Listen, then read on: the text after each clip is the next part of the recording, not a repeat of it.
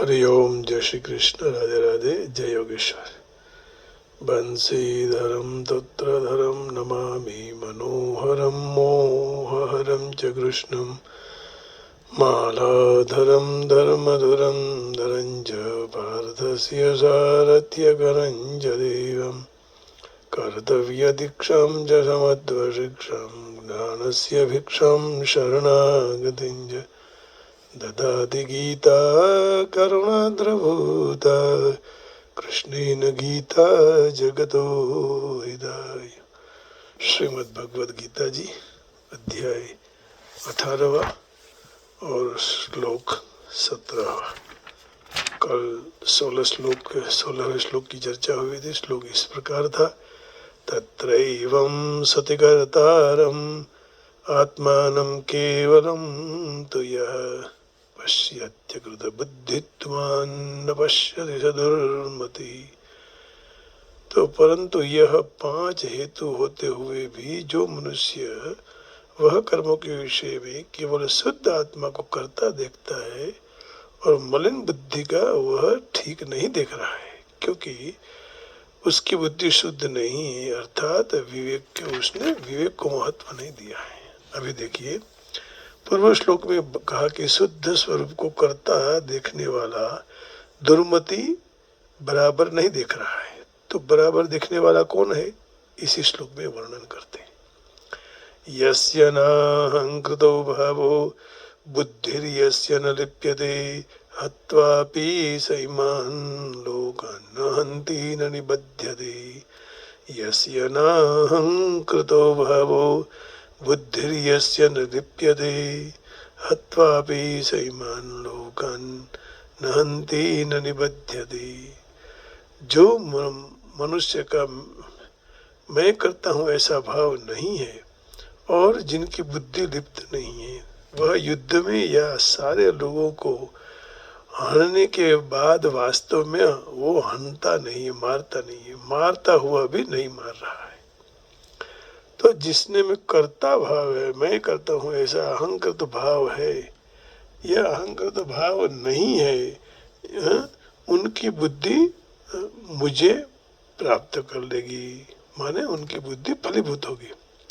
ऐसे स्वार्थ भाव से वह लिप्त नहीं है, ऐसा समझना चाहिए। जिस तरह शास्त्र विहित शास्त्र निषिद्ध सारी क्रियाएं प्रकाश में होती है और प्रकाश के आश्रित हैं, परंतु प्रकाश कोई भी क्रिया का कर्ता नहीं बनता है। अर्थात प्रकाश कोई क्रिया का कर्ता नहीं बनता। प्रकाश वह क्रियाओं को न करने वाला है। प्रकाश स्वयं है खुद और न करने वाला है। उसी तरह स्वरूप की सत्ता के बिना विहित निषिद्ध कोई भी क्रिया नहीं होती, परंतु वह सत्ता न तो वह क्रियाओं को करने वाली है और न कराने वाली। ऐसा जिसको साक्षात अनुभव हो जाता है, उसमें मैं क्रियाओं का करने वाला हूँ ऐसा कर्ता भाव नहीं रहता है। ऐसी चीज चाहिए, वो चीज चाहिए, ये चीज चाहिए, ऐसी घटना होनी चाहिए, ये घटना नहीं होनी चाहिए, ऐसी बुद्धि में आसक्त द्वंद्व मोह नहीं रहता है। कर्ता भाव और बुद्धि में आसक्ति न रहने से उसके कर्तृत्व और भोक्तृत्व दोनों नष्ट हो जाते हैं। अर्थात उसमें कर्तृत्व और भोक्तृत्व दोनों रहते नहीं है, उसका वास्तविक अनुभव हो जाता है। प्रकृति का कार्य अपने आप स्वाभाविक चल रहा है, परिवर्तित हो रहा है, अपना स्वरूप केवल उसका प्रकाशक है। ऐसा समझकर जो अपने स्वरूप में स्थित रहता है, उसमें मैं करता हूँ ऐसा अहंकृत भाव नहीं होता है, क्योंकि अहंकृत भाव प्रकृति के कार्य शरीर का स्वीकार करने से होता है। अहंकृत भाव सर्वथा दूर होते ही उसकी बुद्धि में फल मने मरे ऐसी आसक्ति, फल मुझे मिले ऐसी आसक्ति भी नहीं रहती, अर्थात फल की कामना भी नहीं रहती है। अहंकृत भाव एक मनोवृत्ति है। मनोवृत्ति होते हुए भी उस कर्ता में, उस भाव कर्ता में स्वयं रहता है, क्योंकि कर्तृत्व और अकर्तृत्व भाव का स्वीकार स्वयं करता है। तो अहंकृत भाव सर्वथा दूर होते ही मुझे फल रहे ऐसी फल की कामना नहीं रहती। देखिए, हत्वापि नैवान लोकान्न निबध्यते, जिसमें कर्तृत्व भाव नहीं है वह सारे प्राणियों को एक साथ मार डाले तो भी वह मारता नहीं है और वह बंधन में नहीं आता है, क्योंकि उसमें भोक्तृत्व नहीं है। तात्पर्य यही हुआ कि उसका न तो क्रिया के साथ संबंध है और न फल के साथ है, क्योंकि उसमें न भोक्तृत्व है और न कर्तृत्व है, इसलिए बंधन में नहीं आता। वास्तव में प्रकृति ही क्रिया और फल में परिणित होते हैं, परंतु वास्तविकता का अनुभव न होने से पुरुष चेतन करता और भोक्ता बनता है। क्योंकि जब अहंकार पूर्वक क्रिया होती है तब कर्ता, करण और कर्म तीनों मिलते हैं, तब कर्म संग्रह होता है। परंतु जिसमें अहंकृत भाव नहीं रहता है वह केवल सबका प्रकाशक, आश्रय, सामान्य चेतन तत्व ही रहा। फिर किस तरह वह किसी को मार सके, किस तरह किसी से बंधन में आए, तो उसका मारना और बंधाना संभव ही नहीं है। तो गीता जी के दूसरे अध्याय के 19वें श्लोक में उसका स्पष्टता कर दी कि वो बंधन में नहीं आता है। एनम वेत्ति हंतारम यश्चैनम मन्यते हतम उभौ तौ न विजानीतो नायम हन्ति न हन्यते। जो मनुष्य यह अविनाशी आत्मा को मारने वाला समझता है, वह जो मनुष्य उसको मरा हुआ मानते हैं, उस दोनों को ते बनने आने नहीं चाहिए, इन दोनों को नहीं जानते हैं। क्योंकि वास्तव में आत्मा न किसी को मारता है और न किसी के द्वारा मराया जाता है। तो सारे प्राणियों को मारना ये क्या है? जिसमें अहंकृत भाव नहीं है, जिनकी बुद्धि निर्लेप है, ऐसे मनुष्य का शरीर जो वर्ण और आश्रम में रहता है उसके अनुसार उसकी समक्ष जो परिस्थिति आती है उसमें प्रवृत्त होते ही उसको पाप नहीं लगता है। जैसे कि कोई जीवन मुक्त क्षत्रिय के लिए अपने आप युद्ध की परिस्थिति प्राप्त हो जाए तो उसके अनुसार सबको मारकर भी न मारे और न बंधन में आवे, क्योंकि उसमें अभिमान या स्वार्थ भाव नहीं है। यहाँ अर्जुन के समक्ष भी युद्ध का प्रसंग, इसलिए भगवान ने हत्वापि पद से अर्जुन को युद्ध पद के लिए प्रेरणा की है। अपिपद का भाव है कर्मण्य भी प्रवृत्तोपि नैव किंचित करोति सा।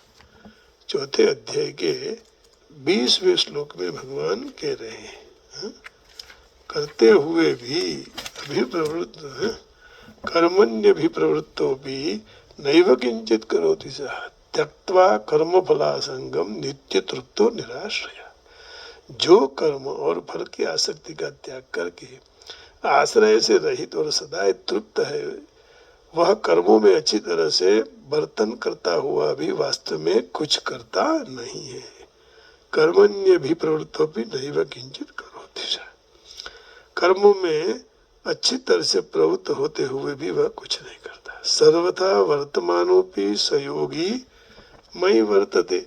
छठे अध्याय के 31वें श्लोक में भगवान कहते हैं, सर्वथा वर्तमानोपि सयोगी मयि वर्तते सर्वभूत स्थितं यो मां भजत्येकत्वमास्थितः सर्वथा वर्तमानोपि सयोगी मयि वर्तते।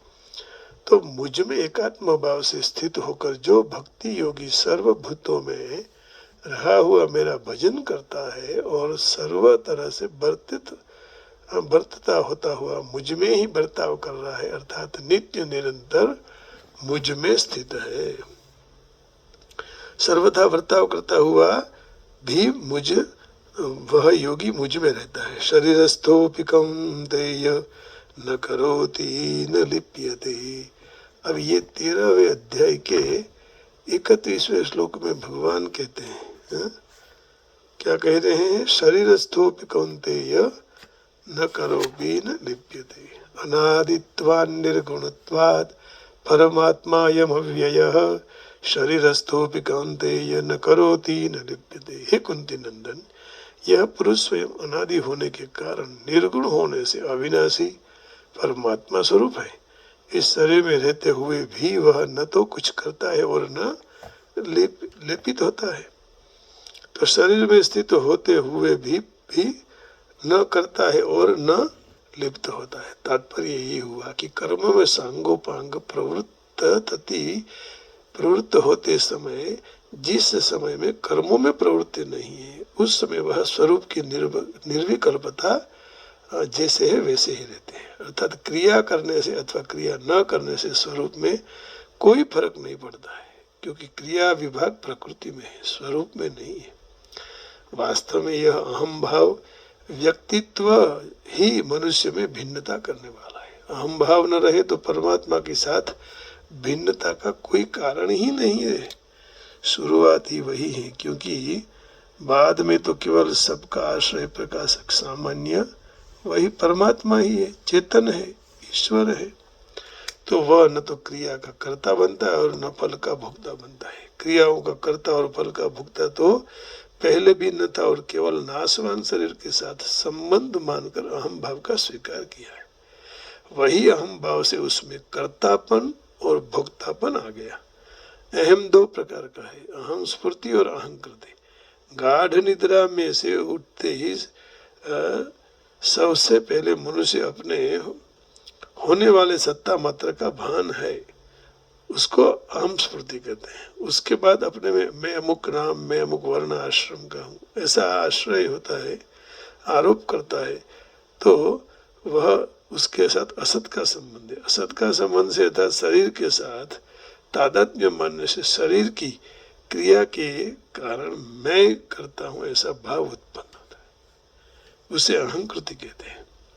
अहम के कारण ही अपने में परिच्छिन्नता आती है, इसलिए हम स्फूर्ति में किंचित परिच्छिन्नता व्यक्तित्व का दोष रहता है। परंतु यह परिच्छिन्नता बंधन कारक नहीं होती, अर्थात परिच्छिन्नता रहते हुए भी हम स्फूर्ति दोषित नहीं है, क्योंकि अहंकृति अर्थात कर्तृत्व के बिना अपने में गुण दोष का आरोप नहीं होता है।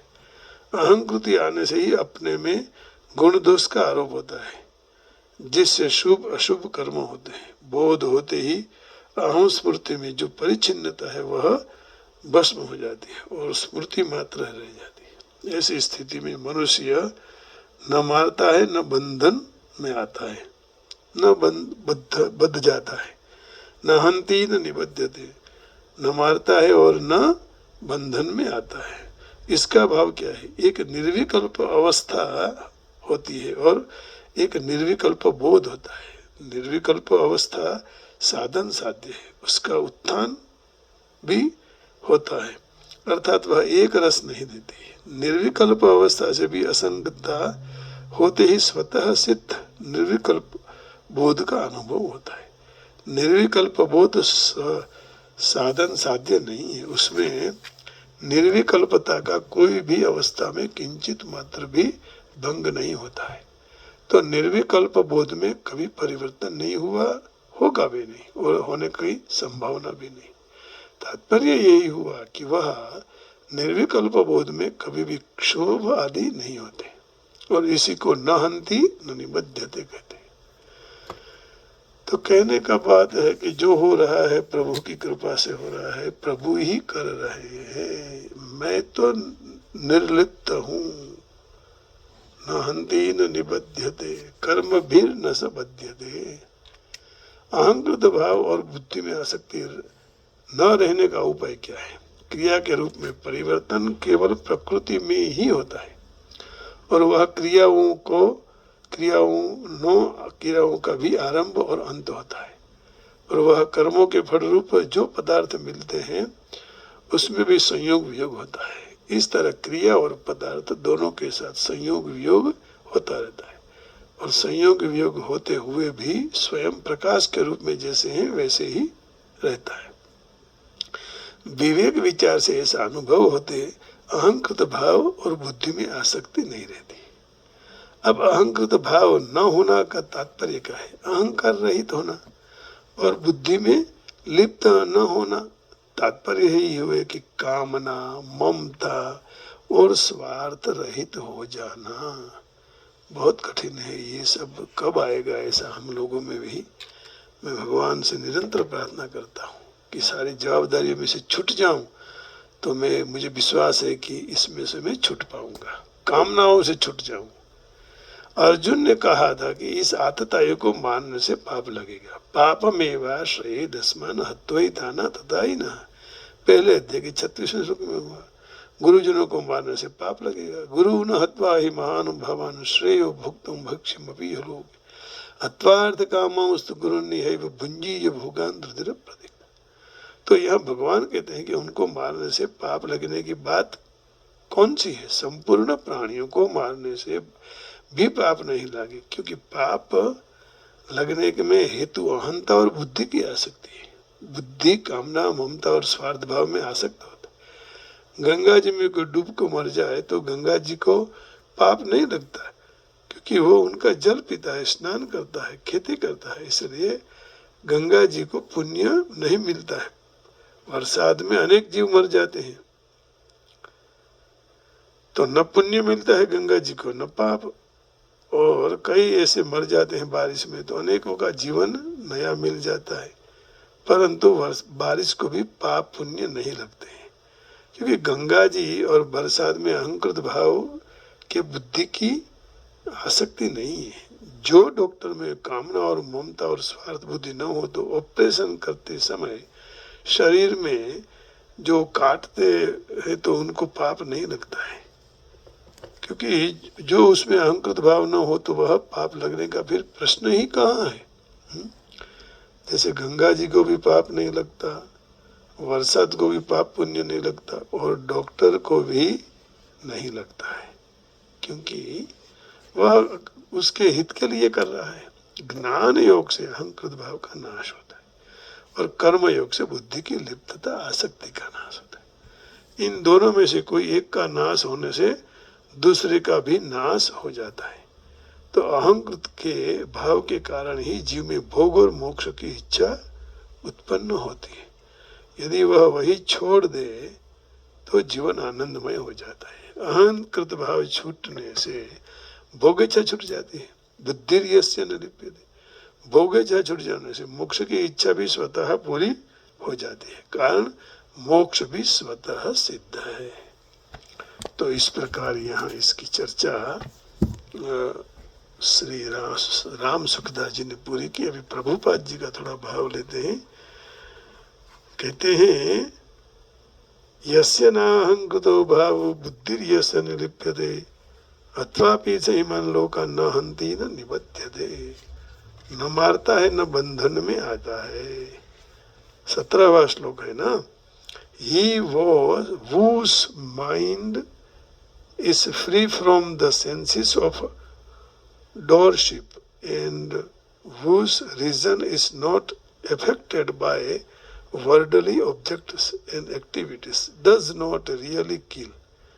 Even having killed all these people, nor does any sin occur of him. तो अब देखिए, यहाँ भाव ये कह रहे हैं, one who is not motivated by false ego, whose intelligence is not entangled. How he kills men is in the world, does not kill, nor is he bound by him actions. Bound by, बंधन में आता नहीं है, छूट जाता है। तो इस श्लोक में भगवान अर्जुन को बता रहे हैं कि युद्ध न करने की इच्छा अहंकार से उत्पन्न होती है। अर्जुन अपने कर्म को कर्ता मानता था, परंतु उसके अंदर बाहर सर्वोपरि परमात्मा की अनुमति का विचार नहीं करता था, क्योंकि वो खुद करता कि मैं युद्ध कर रहा हूँ, ऐसा वो मान रहा था। भगवान ने तो कह दिया था कि ये सब मरे हुए हैं, तुमको केवल युद्ध करना है खड़े खड़े बस। तो जो कोई भी मनुष्य न जानते हुए सर्वोपरि अनुमति परम इच्छा होती है तो कर्म क्यों करे, परंतु जो मनुष्य कर्म के उपकरण को कर्ता के रूप में अपने को परम निर्देशक के रूप में परमात्मा को माने तो प्रत्येक कार्य सिद्ध करने में समर्थ हो जाता है। सब कार्य भगवान कर रहे हैं। जो भी कर्म के उपकरणों को कर्ता के रूप में परम निर्देशक परमात्मा को माने तो वह समर्थ हो जाता है। ऐसा मनुष्य कदापि मोहग्रस्त नहीं होता। जीव में व्यक्तिगत कार्य प्रवृत्ति और जिम्मेदारी अहंकार में से और ईश्वर विहीनता के कृष्ण परायण अभाव में से उत्पन्न होती है।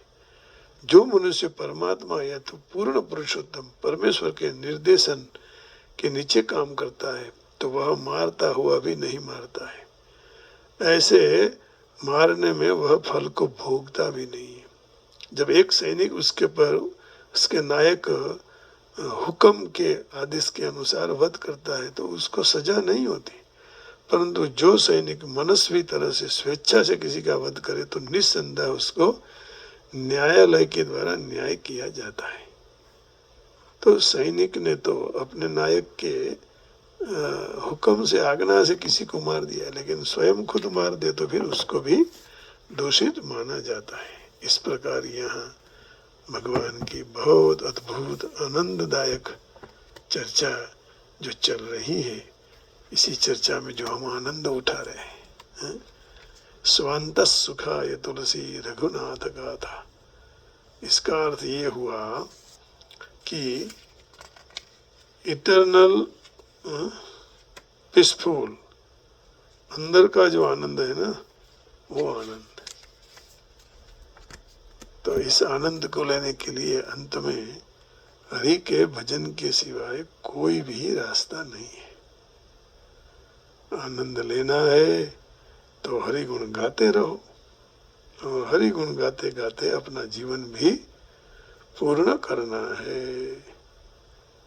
तो इस हरि के बिना हमारा इस संसार में कोई भी नहीं है भाई, सब स्वार्थ ही है। बस उसी परमात्मा को हम अपना बनाने के लिए वही सब कुछ करता है, वही कर रहा है, ऐसा मान के जीवन को आगे बढ़ाना है। तो उसी को लेकर हम अब माँ जगदम्बा से आज प्रार्थना करेंगे कि माँ तू हमें अभय पद देने वाली है, और हमें तू अभय पद दे तो हमारा मंगल होगा। यदि आप ही अभय पद नहीं देगी तो भय कहाँ से जाएगा? और भय को निकालने के लिए माँ जगदम्बा से हम प्रार्थना करते हैं। आइए।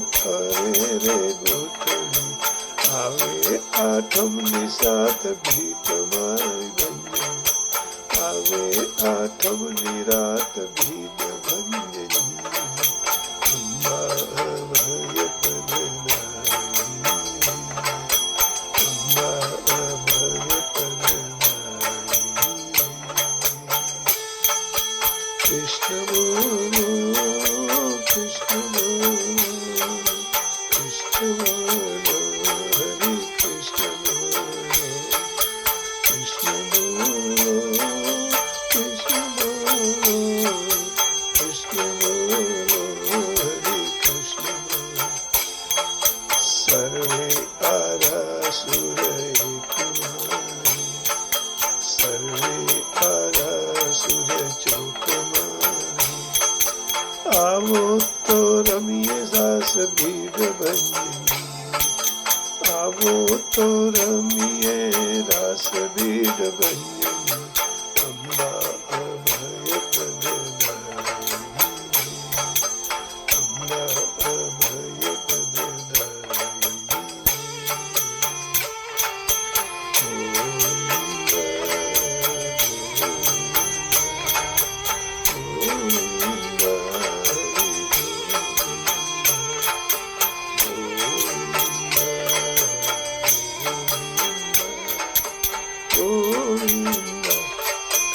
दिवे समय आकाश दिवे, दिवे समय आकाश दिवे, આવ્યો કરુણ પોકાર ભીડ ભંજની, આવ્યો કરુણ પોકાર ભીડ ભંજની, અમ્મા અભય પ્રદાયિની, અમ્મા અભય પ્રદાયિની. કૃષ્ણ ગોવિંદ, કૃષ્ણ ગોવિંદ,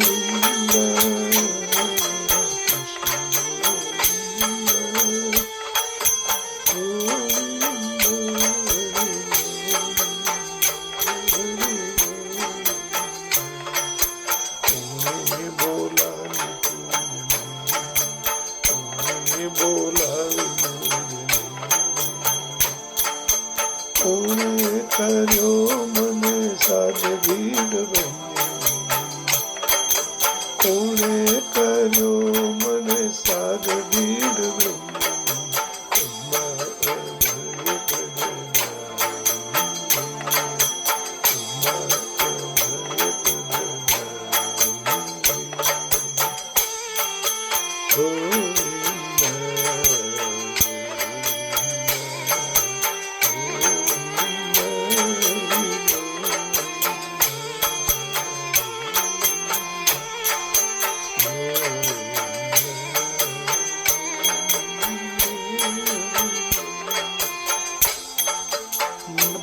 દરિયો તોફાનમાં, દરિયો તોફાનમાં,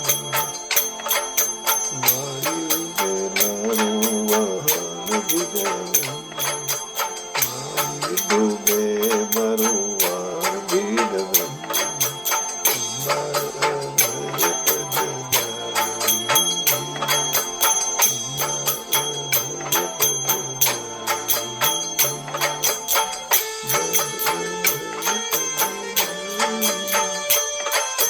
કૃષ્ણ બોલો, કૃષ્ણ બોલો, અમ્બે બોલો, અમ્બે બોલો, જગદંબે બોલો.